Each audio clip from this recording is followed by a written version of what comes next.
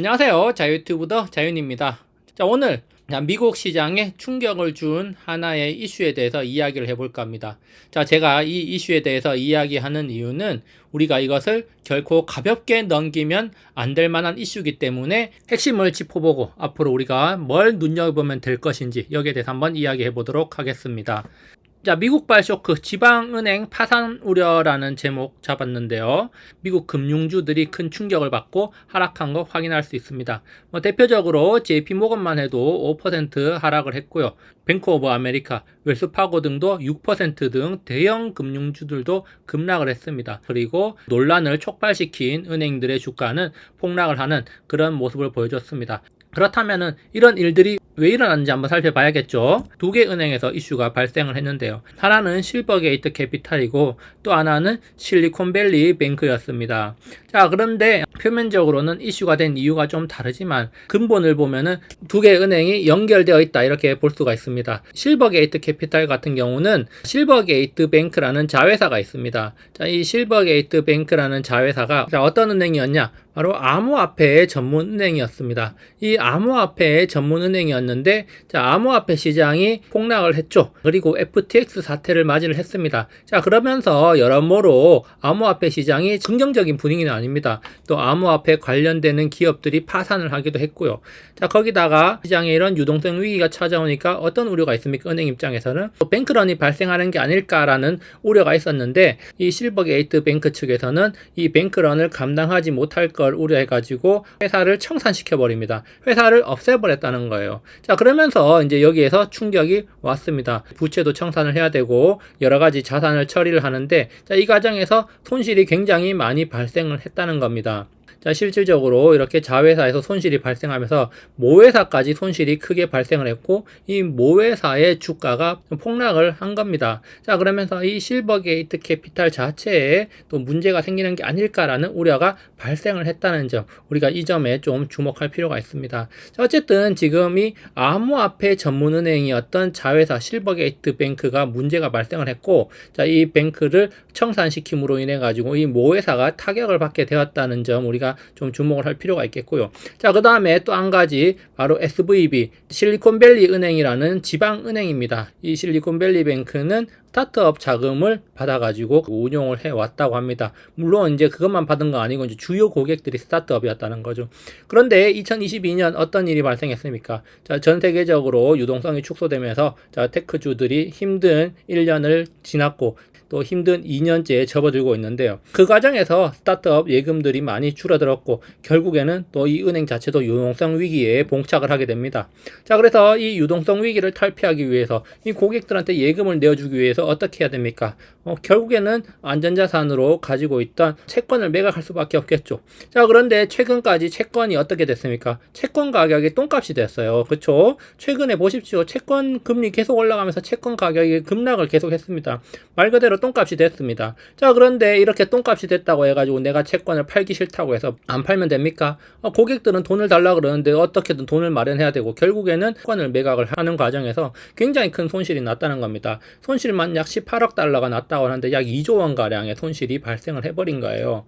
자, 그러니까 어떻게 됩니까? 유동성 위기에 손실까지 겹쳐가지고 은행이 휘청거린다 이런 이야기가 들려오고 있는 겁니다. 근데 이제 이런 사례가 여기 실리콘밸리 뱅크 하나밖에 없을까요? 그렇지 않다는 게 또 문제예요. 지금 현재 고금리 상황 아닙니까? 고금리가 계속 될 거란 말이에요. 중요한 거는 지금 이렇게 지방 은행들 중에서 유동성 위기를 겪고 있는 은행들이 이 한 군데만 있는 게 아니라는 점 우리가 주목을 해야 된다는 겁니다. 실버게이트 캐피탈 그리고 실리콘밸리 뱅크의 파산 위기 이런 이야기들이 나오면서 이제 월가에서도 이 사태를 두고 이거 굉장히 심각한 문제 아니냐 이런 지역 은행들의 위기가 결코 하나로 끝날 것은 아니다.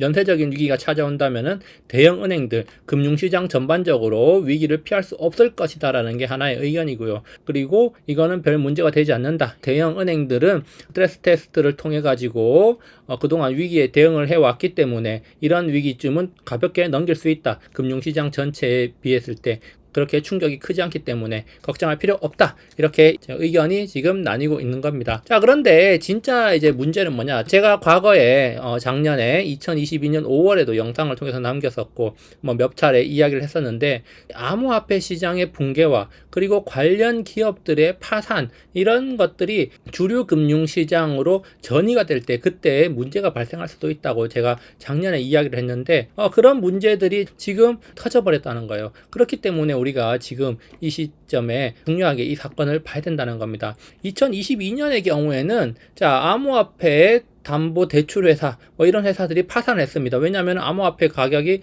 급락을 해버리니까 담보 가치가 급락을 했고, 근데 거기다가 대출금을 상환을 하려고 그러니까 집값도 하락을 해버리고, 그러다 보니까 파산을 신청하는 사람들, 돈 못 갚겠다, 배째라 이런 사람들도 생겨났을 것이고, 그래서 결국에는 손실이 발생하니까 파산을 해버리겠죠.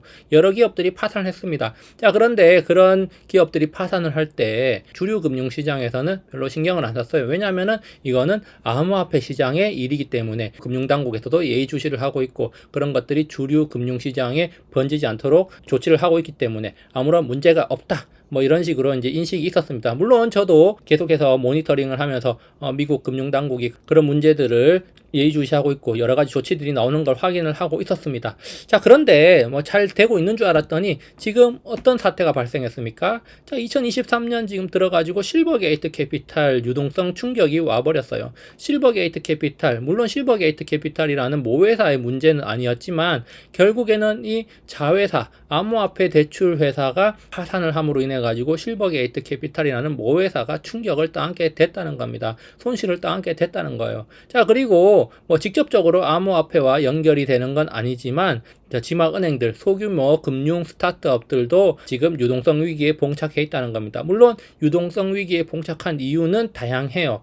그렇지만 중요한 거 한 가지는 지금 고금리 상황에 자금 유치를 하기가 쉽지를 않다는 거고, 채권 가격이 급락을 해가지고 손실도 커졌다는 거고, 특히 암호화폐를 통해 가지고 자산을 불리고 아니면 암호화폐 관련 상품을 만들어서 판매를 했던 자금은행들이 큰 손실을 입게 되었다는 겁니다.